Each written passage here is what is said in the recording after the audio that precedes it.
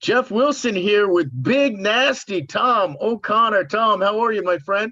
Hey man, good to talk to you. Thanks for having me on. It's awesome to have you on. It's been a long time since we've talked, a long time since we've seen you, or it feels like a long time since we've seen you in action. But yes, it is happening again.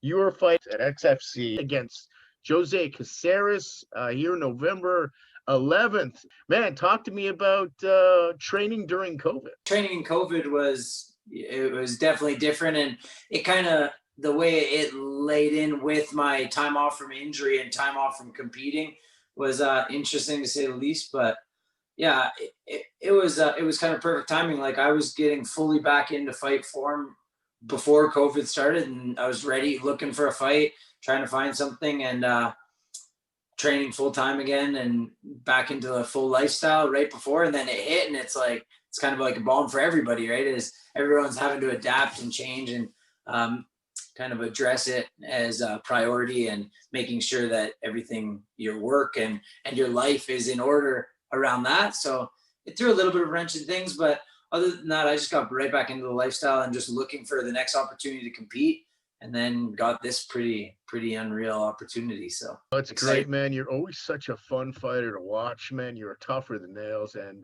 exciting. I'm exciting to see this fight. And there were a couple of fights canceled before that with Greg Shintanieni. Um, how does that affect your psyche, or is that just part of the game? Because you went on a winning streak here for quite some time. Four, actually, that was right after. So I won the XFC title in July in Penticton. That felt good. And then right after that, I went back, had the week off, and then I'll jump back into training. I was healthy, so I got right back into it.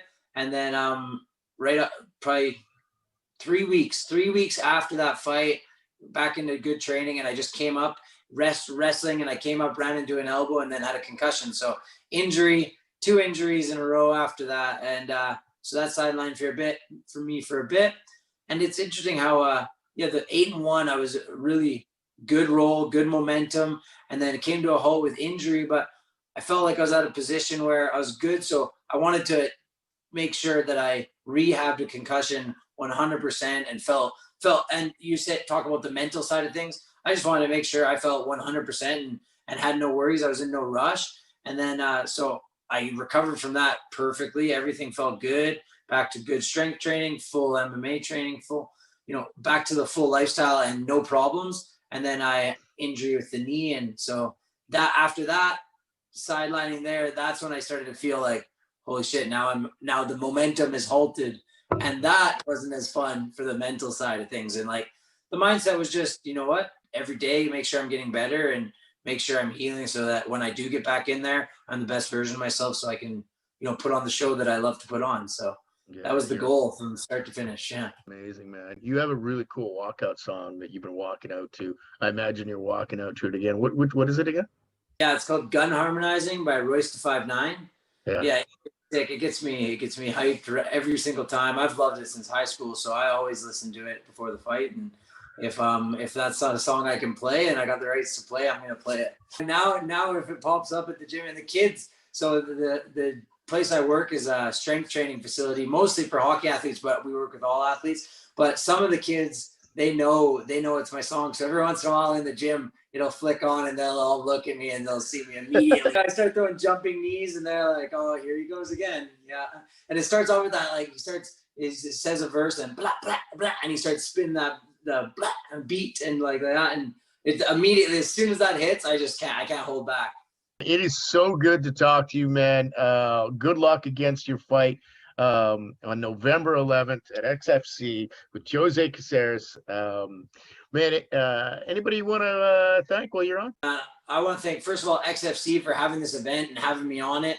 I'm super excited for the opportunity. It's a cool format. It's a tournament. So, if I win this fight and I move on, I'm thinking about just this fight right now, but I'm excited to be in a format that I've never been in before and a new experience. So shout out to XFC for having me. Shout out to my agency, Epoch Agency, for getting me the fight. And, AJ, they're grinding every day to make sure that we have the best opportunities and we're moving forward, even from the sideline, even with COVID. Like, there's no rest for that guy. Thank you to my gym, PFA, hard training, everyone here in Lethbridge, Alberta that helps me out every single day, man. Like, the team, it was crazy how, because we have to stay in our bubbles and we're controlling our numbers, but just the people that would come in and be like, hey, I'm dedicated to working with you, Tom. You got this opportunity coming up. And they're dedicated to help me and make sure that I'm prepared for the opportunity.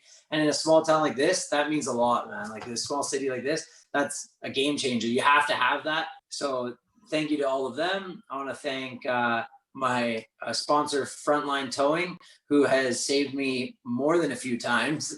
Roads get bad around here, so got to have a good towing service. So check them out if you're around my area. They're huge. And other than that, my family and friends and my amazing girlfriend, Shannon Brazina, she takes care of me daily. I appreciate you taking the time. I'm excited to see you start ramping up and where you get to. And best of luck at XFC 43. Thank you. November 11th, tune in. Let's go.